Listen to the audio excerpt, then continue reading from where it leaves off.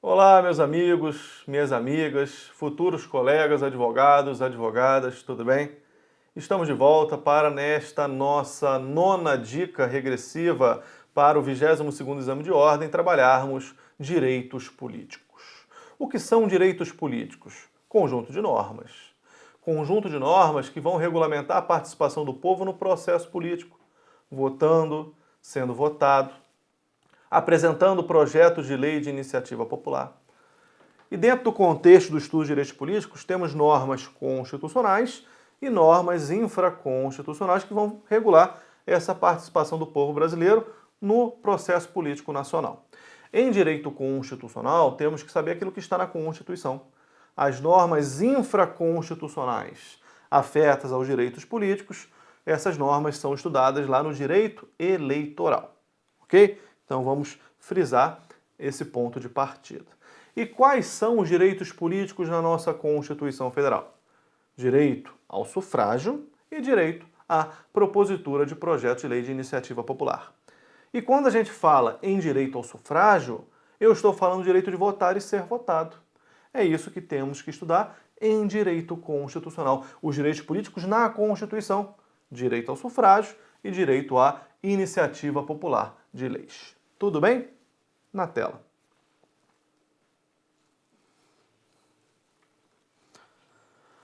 O direito ao sufrágio, como eu já adiantei, ele se decompõe no direito de votar e no direito de ser votado.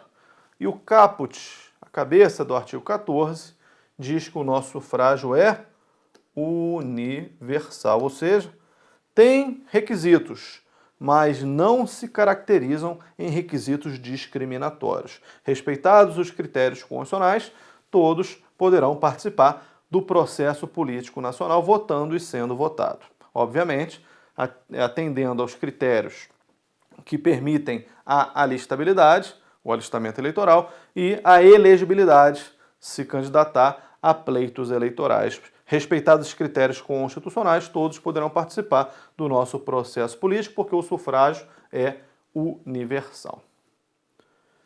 O direito de votar, como espécie do gênero direito ao sufrágio, permite que votemos em eleições, plebiscitos e referendos. E qual a diferença entre plebiscito e referendo? Bem, temos um ato político sobre o qual o povo vai se manifestar. Se esse ato político for uma lei, por exemplo, o Congresso Nacional pode nos convocar para que votemos antes da elaboração da lei, para verificar a conveniência, a oportunidade de se editar uma lei sobre um determinado assunto. Se formos chamados a nos manifestar antes da elaboração de uma lei, significa que o Congresso Nacional vai convocar um plebiscito. Agora, se a manifestação popular se der depois da elaboração de uma lei, como condição de eficácia para essa norma recém-elaborada, significa que votaremos em um referendo. Então essa é a distinção, é o momento. Tanto o plebiscito quanto o referendo são expressões da democracia direta presentes na nossa Constituição. São consultas populares sobre um ato político que o Estado brasileiro quer realizar. Normalmente uma lei. Se somos convocados nesta consulta popular, nesta expressão da democracia direta, antes da elaboração da lei, plebiscito. Se após, referendo. Tudo bem? Na tela. Direitos políticos na Constituição: direito ao sufrágio, votar e ser votado, e direito à iniciativa popular de leis. O artigo 14, inciso 3, cita a iniciativa popular de leis como direitos políticos, mas é lá no artigo 61, parágrafo 2º, que a Constituição traz os requisitos para a propositura de lei de iniciativa popular. São eles: 1% do eleitorado nacional, distribuído em pelo menos 5 estados. Aí incluído também o Distrito Federal. E em cada um desses estados, / Distrito Federal, tem que ter a manifestação de pelo menos 0,3% dos eleitores de cada um destes estados. Coloquei eleitorado, eleitores em caixa alta para mostrar para vocês que é 1% dos eleitores, daqueles que possuem capacidade eleitoral ativa, daqueles que estão no pleno gozo dos seus direitos políticos. Em cada um dos 5 estados, 0,3% dos eleitores de cada um deles. E vem o examinador e coloca 1% da população nacional em 0,3% da população de cada um dos estados errado. População, povo, é um conceito muito mais amplo do que eleitores. Quando a gente fala em eleitores, nós estamos sendo restritos aos direitos políticos. Tudo bem? Então, para que o povo possa apresentar um projeto de lei de iniciativa popular, há que haver subscrição, requerimento, de pelo menos 1% dos eleitores do Brasil. Esse 1% tem que estar distribuído em pelo menos 5 estados, também incluído o Distrito Federal, e em cada um deles tem que ter, no mínimo, 0,3% dos eleitores de cada um desses entes da federação. Respeitados os requisitos, pode haver propositura de projeto de lei de iniciativa popular, tanto de lei ordinária quanto de lei complementar também. Ah, complementar também? Sim. Recentemente tivemos a lei da ficha limpa, que nasceu da vontade popular, é um projeto de lei de iniciativa popular, que deu ensejo a uma lei complementar. Isso é possível? Tranquilamente. Temos um exemplo recente. A dúvida que pode surgir é o seguinte: pode haver iniciativa popular de PECs, de propostas de emenda à Constituição? A doutrina majoritária vai dizer que não pode, porque o rol do artigo 60, que traz as autoridades que podem apresentar propostas de emenda à Constituição, é um rol taxativo. E ali não tem iniciativa popular de PECs. Se o rol é taxativo e não tem previsão de iniciativa popular, a conclusão que se chega é: não é possível iniciativa popular para propostas de emenda à Constituição. Tudo bem? Projeto. Vou falar um pouco sobre capacidade eleitoral ativa, que é justamente o direito de votar. Já a capacidade eleitoral passiva é o direito de ser votado. A capacidade eleitoral ativa, dentro da ideia do conceito amplo de sufrágio, é o direito de votar e se adquire com o alistamento eleitoral, com a alistabilidade no momento em que se vai à justiça eleitoral para buscar o seu título de eleitor. O importante aqui, minha gente, é saber, vamos para a câmera número 2, é saber que a Constituição diz que para uns o alistamento eleitoral e o voto são obrigatórios, para outros facultativo, e ainda tem aqueles que a Constituição qualifica como inalistáveis. Ou seja, para eles o alistamento eleitoral e o voto são proibidos. É isso que a gente tem que saber. Então, o alistamento eleitoral e o voto são obrigatórios para os maiores de 18 e menores de 70. Já são facultativos para os maiores de 16 e menores de 18, para os maiores de 70 e ainda para os analfabetos. Os analfabetos têm uma situação bastante peculiar. Eles podem votar na qualidade de eleitores facultativos, mas eles nunca poderão ser votados, porque a Constituição diz que os analfabetos são absolutamente inelegíveis.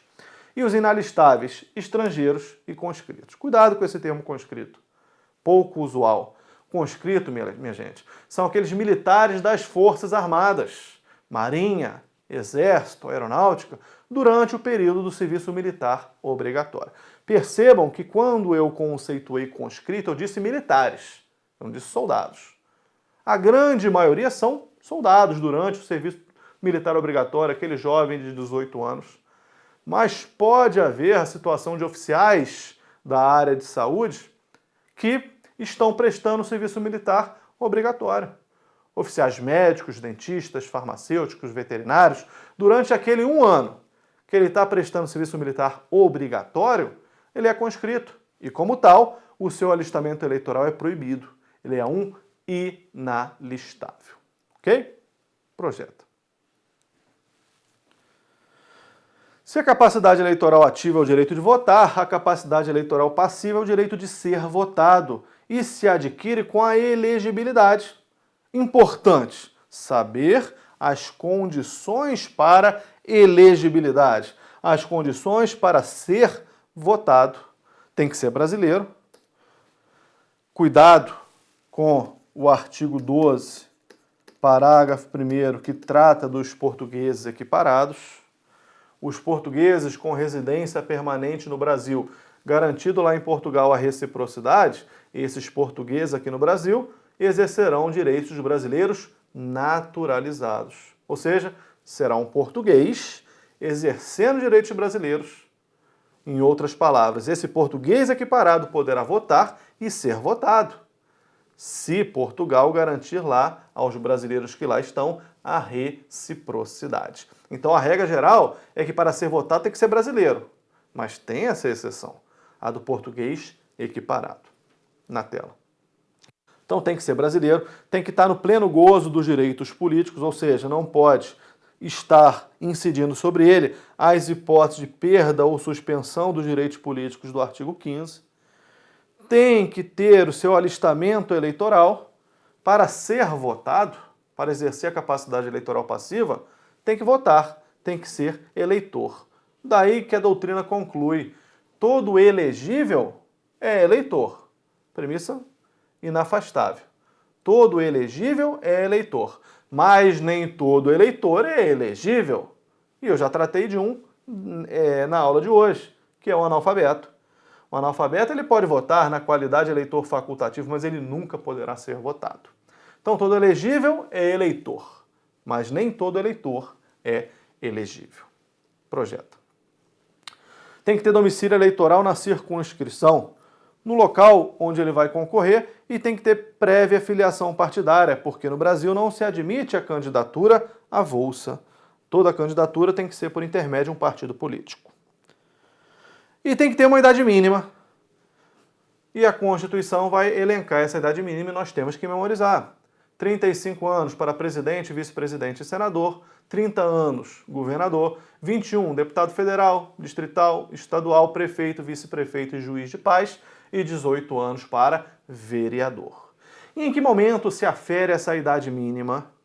A regra geral é que seja na data da posse, mas no caso específico para vereador, a lei vai dizer que é na data limite do registro. Querem ver? Na tela.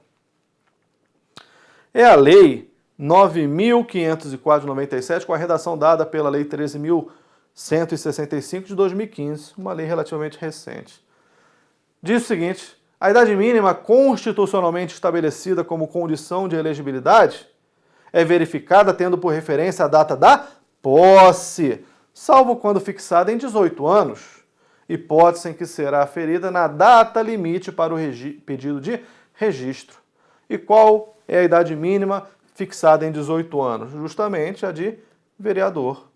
Então a regra geral, data da posse, vereador, na data limite para o pedido de registro.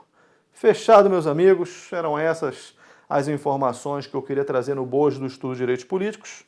Está projetado minha obra, para quem quiser acompanhar as nossas aulas pela nossa obra, e os meus contatos para que possamos estreitar o nosso relacionamento. Foi um prazer imenso poder dividir meu tempo com vocês nesta 8ª dica, rumo à tão sonhada carteirinha vermelha da Ordem dos Advogados do Brasil, e espero que me acompanhem nas dicas subsequentes. Tamo junto, um forte abraço e bons estudos.